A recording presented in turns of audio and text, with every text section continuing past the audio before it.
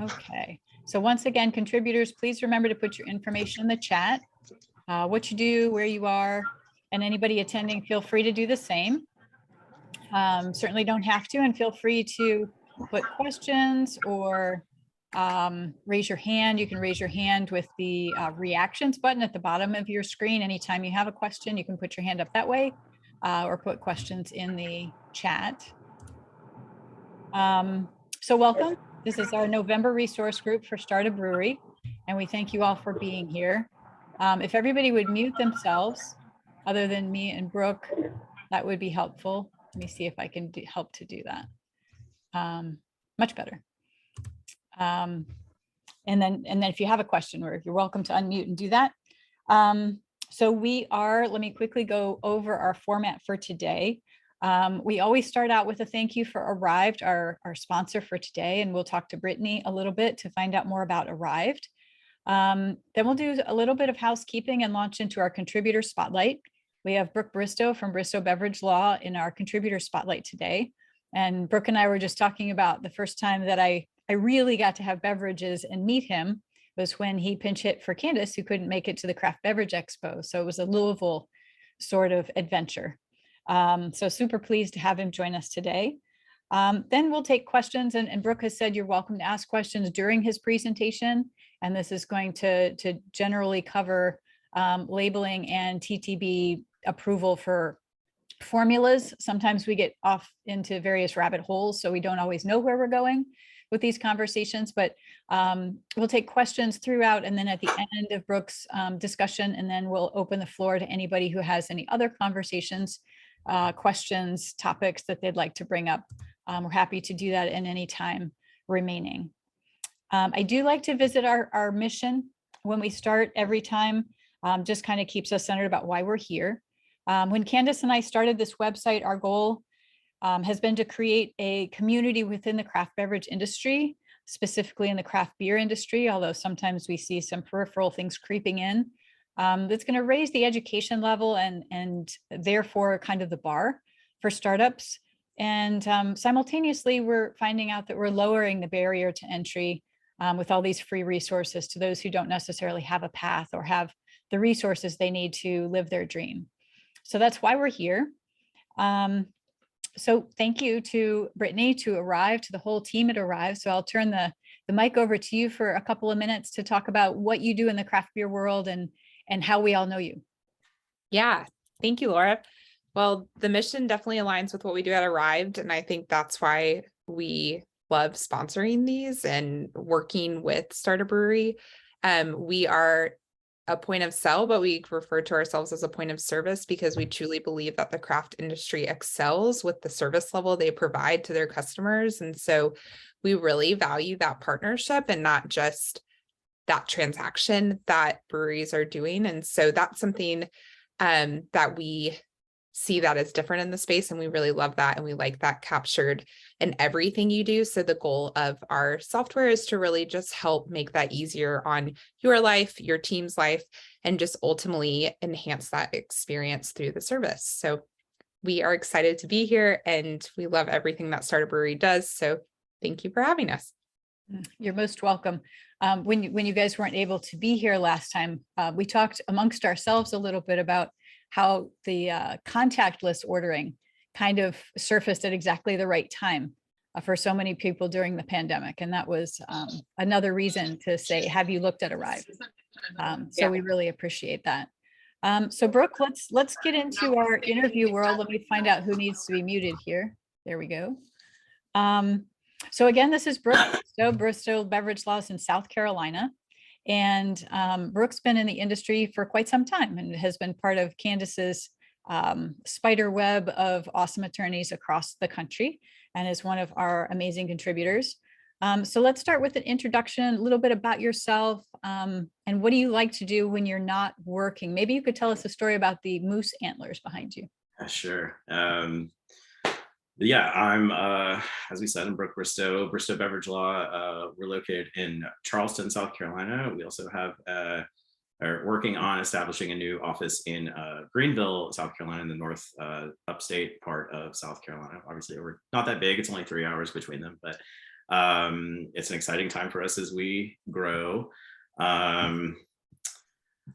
Yeah, I'm a dad to a nearly 2-year-old toddler, so my life is constantly chaotic between doing this and watching that tornado unfold every day. I used to have fun hobbies, but currently that's about all the time I have for. I would like to get back into playing tennis. I used to be pretty good at that. I like to do crosswords in my free time. Yeah, I don't know. I'm probably more interesting over a beer than I am just me talking, but I'm really honored to be a part of this and to connect with everyone. You're such an awesome group, an amazing resource, and so I'm truly delighted to be here. Been involved in beer for, gosh, since 2013, I guess. I can give you the backstory on that, but in terms of what I do when I'm not working chasing toddlers, sadly I'm probably at a brewery drinking beer, so I can't actually just kind of get myself away. My wife and I we went to the mountains, took a hike recently, so I think that's kind of the road we're going down, where we're going to be outdoorsy people and try to do camping and that type of thing. I'm still kind of willing myself to get into that, but it's going to be really good, I'm sure. I have faith. So where did Bristow Beverage Law, how did that come to be? Okay. Well, I used to not really, crazy to say, but wasn't into beer. Didn't know much about it other than I liked Newcastle Brown Ale and the occasional Abita Purple Haze in Louisiana. My first lawyer job out of law school, I had really wanted to do First Amendment law and represent, media companies, newspapers, TV stations against, defamation, libel suits, that type of thing. Took all the constitutional law classes, was really ready to go. Luckily I got a clerkship and then a job at the top firm for that in South Carolina with the top guy who did that type of work. Sadly, he didn't really want to give up that football. And so I kind of got put, much like most lawyers do, at least around here, is I got put with the insurance defense litigation folks, which was primarily what the firm did. And so as the name suggests, if you're not a lawyer or familiar with it, it's as super fun and sexy as the name suggests it is. So so about the first 3 or 4 years, utterly miserable doing what I was doing. And so yes, coincidentally, that's when my interest in beer started to go up. I was in Columbia at the time, which was it's the state capital of South Carolina, so there's kind of a lot of kind of just government things going on there. A lot of the insurance carriers were located there. I ended up leaving that job, moving to Greenville in the upstate. Took a job at a law firm that just focused on small business law. My boss he's kind of like what I do for breweries in South Carolina. He did that for car dealerships, had 300 something clients across the state and car dealerships. And you wouldn't think that was you might think that's super interesting if you bought a car and all the paperwork you have to sign. Yeah, a lawyer gets to write all of that. So I learned all about contracts very quickly, and arbitration and all those things. But it also gave me the chance to kind of see what small business was about, how this functioned, organization, that type of thing. Also during this time, I'm developing my interest in craft beer. The top bottle shop in the state was catty corner to my office, and they did free tastings on Thursday nights. So I would just walk over there, and that's how I learned about beer styles and just trying different things. And it eventually got me off of, Newcastle Brown Ale and fruited wheat ales. And I started developing a palate for other things. And so, started getting into it. Like any good person, gosh, blogs are still around, right? So like any person interested in anything at that time, like started a blog about beer, started making a name for myself amongst brewers, or at least having awkward conversations with them as they're like, what do you do? Who are you? I don't know. Okay. But then I started thinking like, well, I'm this lawyer person and I like beer. Is there any way I can use my evil powers for good? And one day I'm kind of just staring off. I'm looking at coincidentally a beer label like we're going to talk about today, started reading like the fine print thinking, gee, I wonder if that's a thing. I mean, somebody's got to do that, right? Like, are there beer laws? Are there beer lawyers? I don't know. So I never really had, that wasn't really a thing for me. I never thought like I would be doing this or really an interest in it. I just thought, oh, well, wouldn't that be fun? So I ended up volunteering for our state Brewers Guild, because back in 2013, we didn't really have any, tap rooms or anything like that. Like that was, not legal. So I was like, hey, I went to law school in Georgia. And I was like, hey, I worked at the state house there. I know a little bit about legislation. Like, do y'all need any help, like writing something that could make things better? So anyway, long story short, I penned like, several massive pieces of legislation, which ended up, opening the doors to like tap rooms and, kind of the on-site restaurants with breweries and, just getting rid of some of our antiquated stuff. We still have plenty of antiquated stuff, as you'd imagine here, but it at least made it like a viable business for people to, actually be successful. So shortly after that, I got a call from, a brewer or two asking like, oh, hey, so you did this, like, would you be able to help me, do this and, start a brewery? And I'm thinking, I'm like, oh, yeah, no, sure. Yeah, I can help, knowing absolutely nothing about the process. There wasn't a book. There's nothing I could read. It's just like, oh, well, it's something I'm going to have to fumble my way through. Anyway, long story short, 9 years later, I'm still here, not fumbling through as much. So that's kind of how I got my start. It was totally not intentional. But even so, it's been a blast. That's for sure. No doubt. So how wide a range of legal stuff have you tackled? What does your firm include? Is it really soup to nuts? Whatever question you get, you finagle? Well, I'm not afraid to say if I don't know something, like farming it out to an expert. And certainly we have a good, we know a lot of awesome folks who, work with breweries and whatever their specialty is.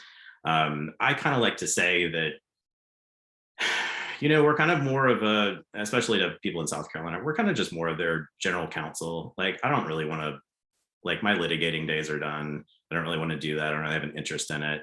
So we're definitely transactional. We do a lot of licensing, a lot of labels, like some trademark, a lot of contracts, just kind of day-to-day trade practices and that type of thing. I kind of like to say that, like, hey, we're Swiss Army knives. We're not butter knives. We're a small business too, where, we have to wear a lot of hats, just like our brewers and owners do. So we, we know all about that. So kind of, I really just, our placement is more of a, like, hey, we're a resource to you.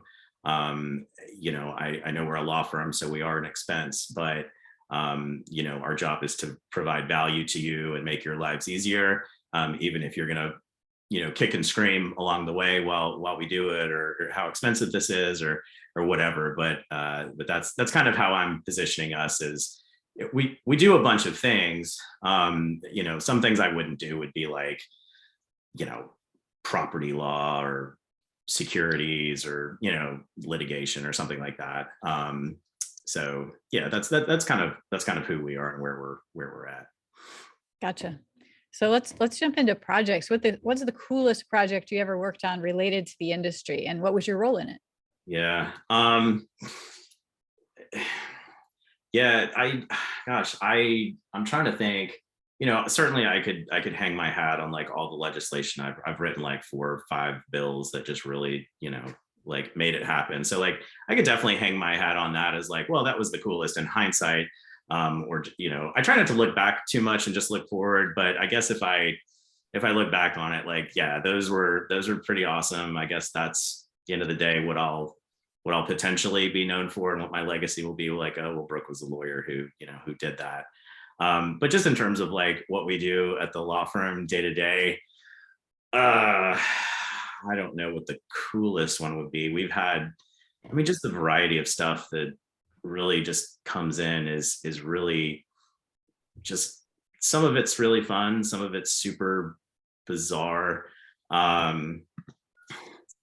So I don't know what the coolest thing is. I feel like a lot of the time my job, and I'm sure all the lawyers on the call would probably agree, like really my biggest job is is most of the time to just say no. And if I'm saying no, like, okay, let's explore a way to turn that into a yes. Although because of the laws, like most of the time, like, yeah, no kind of means no. It's like that. There's really no way around that. We've tried it, 10 different ways. But I guess that's kind of the joy and the curse of being in kind of such a creative, innovative industry, is just the things that you get on a daily basis. I guess we can go down the some of the more questions where it's like, yeah, what are you talking about? Like, what are some of these things that might come in on a, well, you daily? could talk a little bit about complex and problematic on your way there. So yeah, so my team and I kind of huddled on this, like, yeah, what are some of the just craziest, stupidest, whatever things that we've seen? Lately, we absolutely love it. Capital sarcasm. We love it when clients schedule events and openings before they get their licenses, and then they put that on us to make sure that we get it done in time, knowing full well that it's like, yeah, well, that's in the government's hands now. Like, we can be real nice and try to get them to do it. But so we actually dealt with that this week. There's a kind of a brunch restaurant that we're working with that's like 2 doors down from us, and licenses are supposed to come in like at the end of the week. We ended up getting them today, so they'll be open. They wanted to open on Friday, but they're like having their soft opening Tuesday night. They're like, yeah, can we be open tonight? It's like, well, do you have alcohol permits or a certificate of occupancy? Well, no, but can we be open? It's like, all right, guys, like, don't schedule stuff yet. Like, if you could communicate that to us, maybe we could make that work. So we're trying to work our way through that with clients who don't want to tell us when things are going to be. So that's been a fun problem lately. One of the best ones on that. So I think this was last year. So Swansea Day last year for Canyon, where they pick a select number of bars around the world to have a big blowout or whatever. So for the first time in South Carolina history, a beer bar here in Charleston, or just anywhere in South Carolina, but it was here in Charleston, like, was going to get it. One problem: they'd never been open before. They had other locations like in North Carolina, and then in Asheville, and then like Greenville, but they kind of like use that to push, like, hey, our grand opening is going to be on Swansea Day, and we're gonna, it's going to be the best grand opening you've ever seen. Well, the problem with that, of course, was that the alcohol licenses weren't hadn't come in yet, and I think we got them like a day or two before. So like, pulled it off, total miracle. But we'd been telling them, like, yeah, I know you've promised everybody the moon here, but I don't know, you guys might want to have a backup plan. I don't know if this is going to happen or not. So that was, so yeah. So a lot of the times the issues are fairly similar for what we see in terms of complexity. Maybe the most complex thing is trying to manage client expectations when they're just so out of this world to begin with. And that was certainly one where it's like, yeah, here's an international event for our grand opening. Yeah, can you make sure this happens in in a couple of weeks? And it's like, yeah, well, that usually takes 2 months, but we'll do what we can. So that can be pretty tricky. Yes, sounds like plan is a 4-letter word in many cases. Yeah, right. Yeah, no, I understand. Well, let's move into your favorite area of labels and formulas, and Sure. educate us a little bit with your best practices, and let me know, or let me go ahead and share so you can share when you're ready to share I your. will. I will. I want to tell you two more ridiculous stories first, Oh, good. just because we were talking about them today as a team, and I'm like, oh, we absolutely have to tell that story. So the first one, we got a call like a couple months ago. A client was having a first anniversary party, and they're in the upstate. Like they're a little outside the city, but they're not like super rural. But like some of the stuff they do definitely appeals to like that crowd.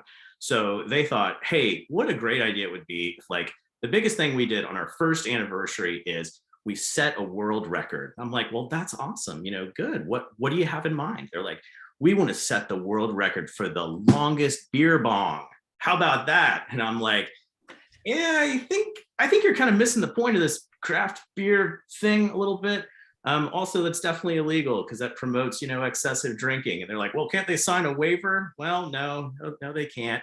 Anyway, so they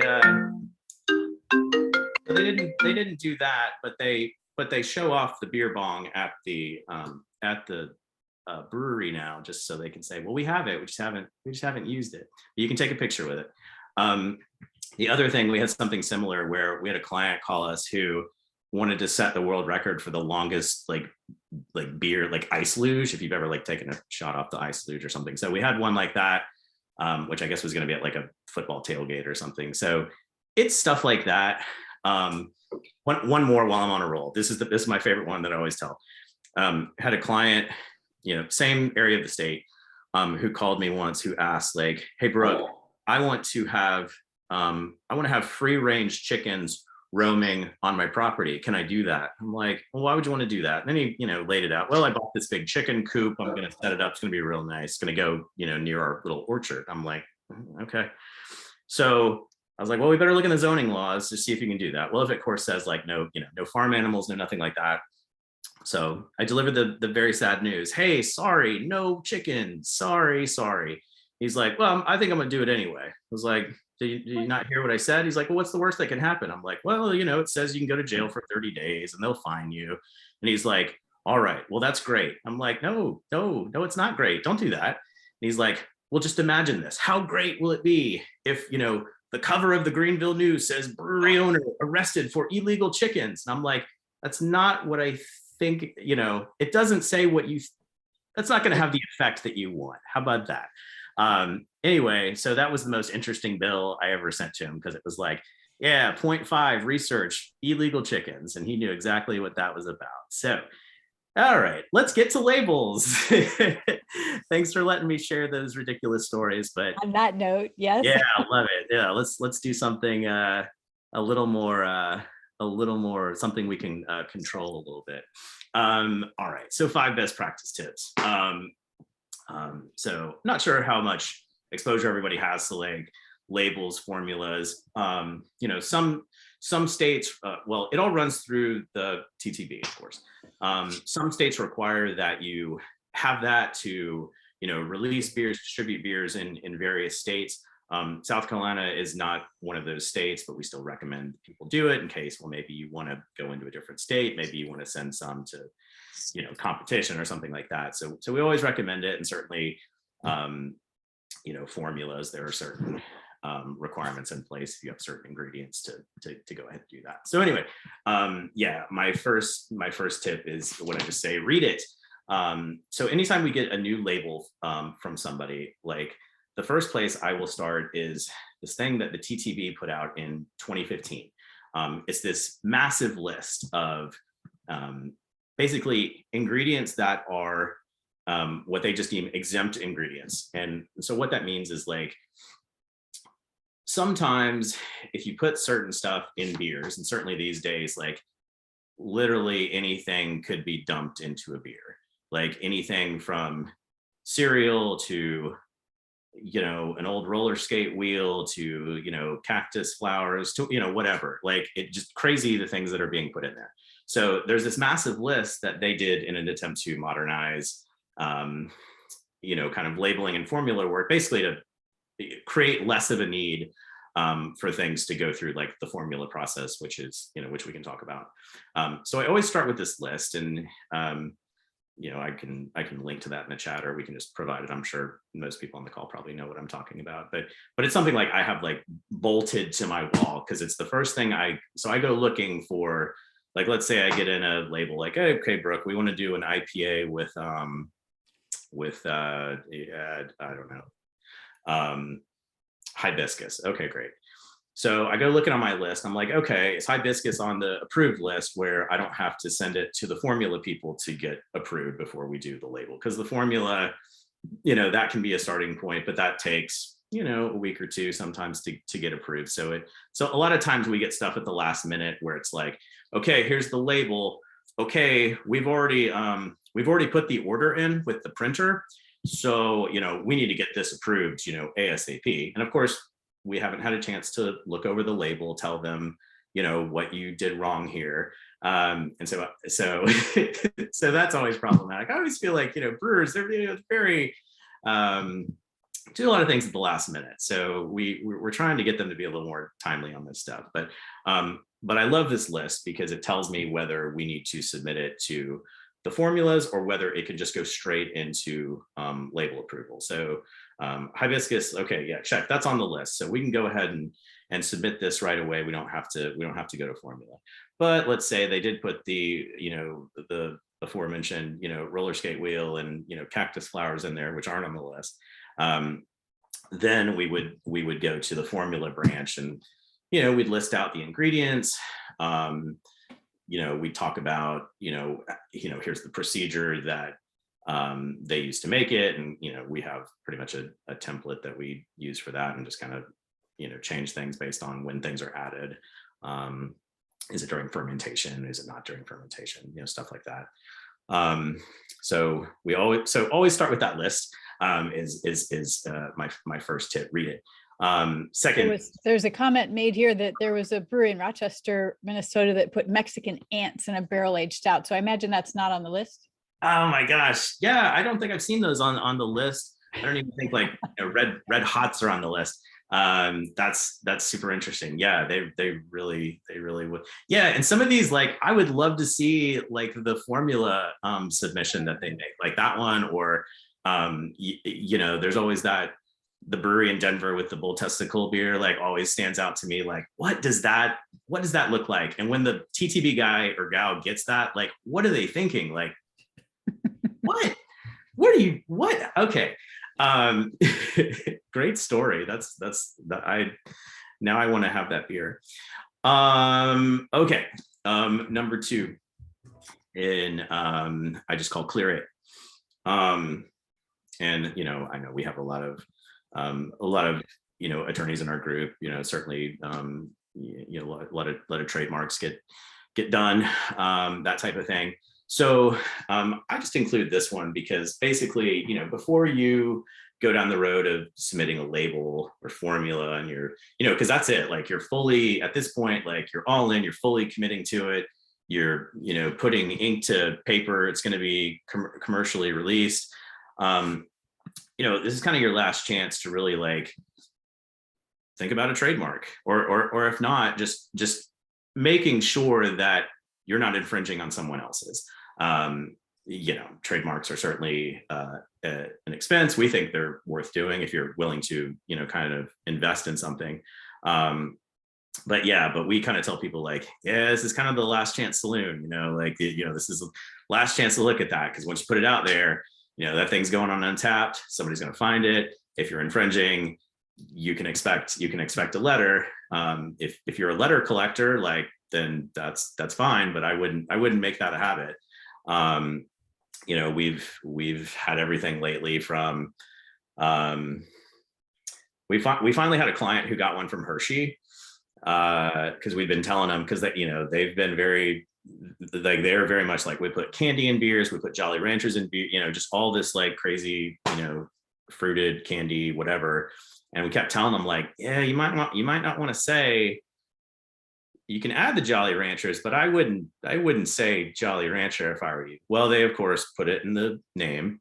It of course appeared on Untapped, and about 2 weeks later, Hershey's knocking on the door like, oh yeah, we saw this, here's the evidence. Oh, we saw this. Yeah. That'll be, $3,000, please stop using it. Like, I told you, just, so you just need to think the names through. I love creative names, and I love hearing, when we go to the breweries and talking to the clients about, how did you guys come up with this name? And sometimes there's some amazing stories there, and that's super fun when it does happen. But obviously, a name can cause some real heartburn and heartache for people if you don't really look into that. So that is my tip number 2. Last chance saloon to clear it. Number 3 is learn it.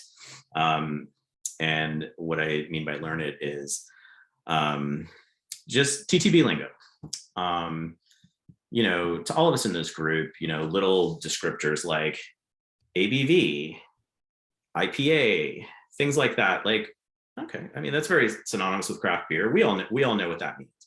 But in the TTB's eyes, they kind of approach it from, I don't want to say the layperson, but almost the person who's never touched a beer in their life, has never heard of it, has lived under a rock, don't know what these things are. So, you can't say things like ABV. You have to make it like alc/vol or alc by vol percentage, or IPA can't be IPA. It has to be India Pale Ale. And obviously, if they don't know what IPA is, they're probably not going to know what India Pale Ale is, but I digress.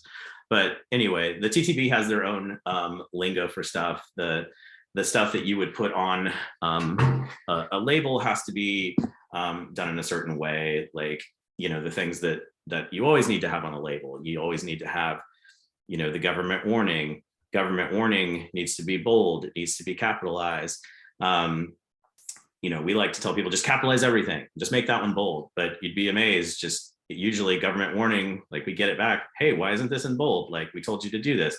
And then sometimes they don't capitalize the other letters. So they just do all this stuff. So like Surgeon General is in the government warning. Guess what? Always needs to be capitalized. Government warning is one. Net contents, like that always needs to be on the label. How much is in this container? Is it 12 ounces? If it's a keg, how many gallons is it? And then the little things like, a lot of people, do they do the pint cans now. And it's like, oh, well, this, Brooke, 16 ounces. Yeah, that's what it is. I'm like, no, that's true. It is 16 ounces. But the TTB doesn't think you should say it that way. You have to say 1 pint. You can't say 16 ounces. Well, that doesn't make sense. Well, that's true, but whatever. So always have to have that. You always have to have style. You got to have your name on there. And then once you have your name on there, you got to say, where you're from, like where was this produced at? So on the can, you'll always see, brewed and canned by, XYZ brewery, Charleston, South Carolina, things like that. So you got to learn the lingo. That's very important. All right, moving on to number 4. I'm just saying, remember it. I'm trying to just go, there's a verb and then it on all these. So remember it. My point here is just, if you plan to go into other states for distribution, remember to do kegs on top of your cans and bottles. And that a lot of people we get, for example, from out of state, sometimes they want to do like they're sending kegs or kind of the one use or something like that. But in terms of brand registration, it's like you have to register, and this is this way in most states, I'm sure. It's like you have to register whatever sizes of your product that are coming into that state. We're no different. Like if you want to send 12-ounce cans, great. Send us we need a label approval for a 12-ounce can. You want to send sixtels, half barrels? Cool. Need approvals for those as well. And they don't have them because they just think, oh, well, I got the one approval for that brand, so that covers me, right? Like that's the can, we're all good. Nah, not really. You need to do all sizes. So that would be tip number 4. And then tip number 5, which is befriend it. And by this, I mean, so we haven't really touched on, we've been talking a lot about labels, but not about formulas. So so sometimes for formulas, a lot of people these days, it's not just like a single ingredient, right? Like it's not like nuts or vanilla beans or just puree of whatever, cherries or blueberries or something like that. But like we're going into more kind of complex flavors as we try to like mimic certain things. Like the other night I had like a s'more beer where it's like they're adding certain flavors, adding smoke, they're adding marshmallows, graham cracker to try and kind of recreate that taste. And so the flavor companies are kind of jumping on that and coming in, and so those flavors are treated a little differently by the feds. Like if it's just a super single whatever fruit puree or the vanilla bean, like no worries, no problem. Like there's nothing you really need to worry about there. Just submit it and go. But when you have these more like these concentrates and extracts of things, they treat those differently because just the kind of ingredient makeup of those products. So you're going to need like additional documentation from the flavor companies. But what we found is like at least the ones some of our clients are using, not all of them are created equal, and not all of them are super swift to get back to you. Certainly not to the lawyer who's asking for documents about their products who they don't know. Big surprise there. But anyway, so we've tried to at least get to know the people who do those, much like we would with like the government agents that we work with, kind of on a regular basis. We just get to know them and, kind of try to start a relationship, at least over email, where like they know us, they like us, they're not, okay, oh yeah, here you go. We're happy to get that over to you. And then that way that makes the process a little bit quicker, a little bit smoother, just because sometimes these formulas can take a little bit longer to process, and then you've got to get that before you can even move into the label world. And just again, with just managing client expectations, like it's just easier to try and have relationships where you can have them just to make the ride a little bit smoother for everybody. So yeah, well, those are my 5 things. It was probably just it was a lot of things, but but anyway, that's how we try to do it, at least. Excellent. Do you want to do a demo? You said you might have an example. Yeah. If y'all want to see kind of how this would work. So how do I do this? So I just do share a screen. Right. Okay. All right. Well, let's try this. Can everybody see? Can see the lake and the mountains in the background. All right. Well, that's in Montana. It's at Glacier National Park. It's very beautiful. Nice. All right. So I'm just going to show you like how I would do one. If you ever need to do this and do something quick, there's a lot of crazy enough, like a lot of clients don't necessarily have their own like keg collars for stuff. So a lot of times we just have to kind of just make the most basic thing ever. Trying to think where probably be here. So yeah, so I'm just gonna make a label real quick, and then we're gonna do a submission, and that'll be super fun. All right.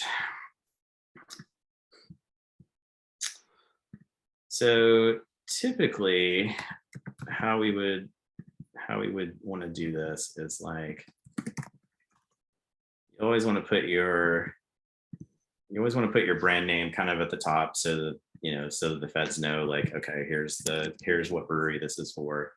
And then like I said, we have to tell them who. So like, yeah, that's the brand, but maybe it's like a contract brand where it's like, oh, well, it's made by somebody else. So, but in this example, we'll just say, yeah, this is XYZ Brewery.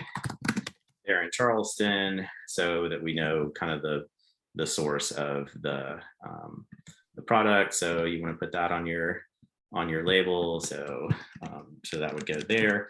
And a lot of these are like, we just use this pre-done thing where it's like government warnings already on here. Net contents is already on here. So really all you need to worry about is like what the brand is, who's producing it, and then like what is it called? We'll just call this Awesome Ale, because I can't come up with anything better right now. I'm not feeling the creativity. So awesome ale. That's your fanciful name. We'll just say India Pale Ale for fun. I guess we could add something, and yeah, let's add something so I can demonstrate. So let's say this has yeah, let's go with blueberry. So, well, blueberry, I don't know if is blueberry on the list. So we go to our list and then we would scroll down like, oh, blueberries, juice, puree, or concentrate. Well, let's just assume this is like puree, or they just got a bunch of, around here we actually have some blueberry farms. So a lot of times it's just whole blueberries. They just kind of dump them in. So let's just say whole blueberry. So it's like, okay, well, that's fine. We'll say India Pale Ale with blueberry. So this can go right to label. And then, we need to put the alcohol on here, at least for, let's say we're, sending it in certain states. So they'll need to know, let's just say 6.5. Something else I didn't point out that's like a common mistake that we see on here. Like sometimes it happens with, styles from other countries. Like, let's say we're doing a German style Helles or an English style mild, or an Italian Pilsner or something like that. TTB will always want you to say, like, kind of like what we said about, the source of it. They also want you to say that it came from the USA and is in no way like from Germany or Italy or something like that. So like this doesn't have to go in here in this case, even though it does say India. Like IPA is exempt from that requirement for some reason. But anyway, so yeah, so we just came up with a label just like that. So that's super easy. So that looks like it meets all of the qualifications. So then we would then take our label. We'll go to the TTB site, which is now new and improved because there's like several layers of like logins and stuff like that, which I wasn't a fan of at first because you gotta wait for the stuff, but it comes super quick now, so that's all good. 412 6. Okay. So we will sign into our account. Most people, like lawyers, would have their own account, or if they're a brewery, it's like, well, you're gonna have your one account. Oh, this is something we didn't talk about. So a lot of questions arise when you have a label approval already, but let's say you make a revision to it, like the ABV changed, or hey, I want to move some artwork, or hey, we just won this really cool medal, we want to put that on our label. The TTB also keeps this massive list of stuff that basically tells you, like, yeah, you can keep your existing label and you don't need to get a new approval, or sometimes the answer is like, yeah, you changed too much and that needs to go. So they keep this great list. I guess for purposes of this demo, it's just more about like, let's just make one. We don't have to worry about changing it, but that is there. It's super helpful, and it covers just about every scenario that I could think of. So here we are. This is a malt beverage. Our XYZ brewery is in Charleston. We want a label approval. This is not a resubmission since we're doing it for the first time. But obviously this works for wine, spirits, all manner of alcohols. We'll just say for a serial number, this is number 1. I obviously don't have XYZ brewery in here, so I'll just pick one of my clients, and then we won't submit it. So for your brand name, like we're saying it's XYZ brewery, but kind of like our example where it's like, if it's something else, if it was Sam Adams making one of their many brands that they own, in the brand name, they would say, okay, this is, whatever it is, hard lemonade or whatever. We're calling this one Awesome Ale, so it goes there. Formula, like we said, we don't have to do that here. What would happen though is if you got a formula approval and you said, okay, well, we do need that. TTB has this awesome thing where like it would just pop up like this after you get it approved for that particular client, and you could just pull it up right there, so you wouldn't need to do that. It's all internal, so that's easy. Not required. You just upload your image that we just made, which is on my desktop here. That's how that would work. Your type of attachment. This is a keg, so that's super easy, but it has other options as well. Oftentimes you see on bottles, like they'll have the strip on the neck and then like the main body. A lot of spirits are that way. So you might have like various parts to a specific label approval. This is just a keg. You put your measurements in, attach the file. You're done. You just kind of go to the next screen here. You just kind of verify like, okay, yeah, that's our info.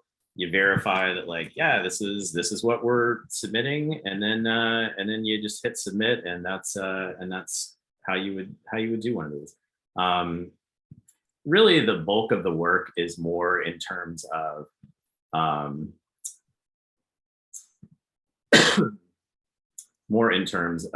just the work before you would submit something. That's kind of where the real battle is, and just making sure like, hey, does this meet all the requirements? Is this compliant with where we need to be and what we're looking to do? Obviously, we don't want to go 18 rounds with the feds on something that should be super easy to do. So like I said, like a lot of the battle is just kind of managing client expectations on it, and then making sure that they know, at least if not for this one, but future ones, like, hey, let's make sure that artists really, if they could have a template, or like, let's make sure that government warnings in bold, okay, like just little things to kind of help them along. But yeah, if you do have something that's not going to be on that exempt list, what kind of time frame do you usually need to get the formula approved before you can get to this point? Sure. Yeah. A big one we have a lot of folks down here like to use guava and things, and guava is kind of the big ingredient that's not really on that list right now. So we do have to run formula a lot, or we run a lot of seltzers. Like any seltzer needs to go to formula approval, no matter what's in it, just because it doesn't really meet the traditional definition of like what a malt beverage in it is, because, well, sometimes there's no malt, just sugar. So generally formulas, it depends. Lately we're seeing probably about a week for TTB to turn those around, or at least respond. Like sometimes there's, hey, we want this document, and then you got to go hunting for it. But usually you'll know like, hey, I'm submitting a extract or something like that, where it's like, now I'm giving you my documents ahead of time because I knew to ask for that. So yeah, I'd say it's probably about a week until you get that formula back. As soon as the formula is in, kind of like I said, like it hooks into that particular brewery, like in their system. So you should have the label, like should have it already. Like it can go as soon as that formula hits your inbox. It's like you can go right away in there, and they'll link, and then you can submit it. And then from there, it's whatever that label is going to be in terms of what processing time is, which right now it's taking a little longer than it had maybe a month ago. 4, 5, 6 days, something like that. But yeah. So would you pop that list into the chat? Yeah, I'll be happy to do that. While Brooke is doing that, does anybody have questions? Everyone. You can put it in the chat. Yeah. Thank you. You can put it in the chat. You can raise your hand. You can just unmute and speak up. I didn't bore anybody with the demo. I just always find like I learn by doing. So I just thought that would be like super fun and helpful. Not just me boring at all. Talking about something. Yeah. Well, let's keep going. We have a couple other things. Do you have, if you were to tell us who your ideal client would be, is there somebody or some stage of being in business that you really need to see in order to really help somebody move forward, or not really? My ideal client is someone who pays on time. We're not exceptionally picky. I don't know. We have all sorts, and we've learned to deal with all sorts.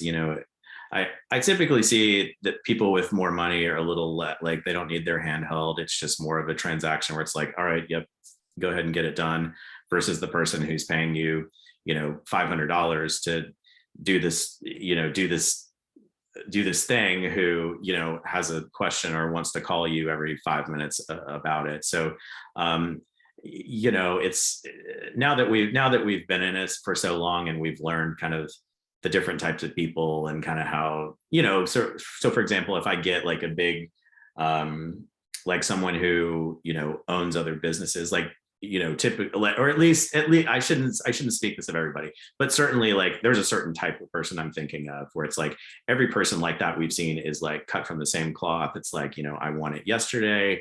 They're very precise, very demanding in what they want, and it's like, okay, well, we know how to manage that personality.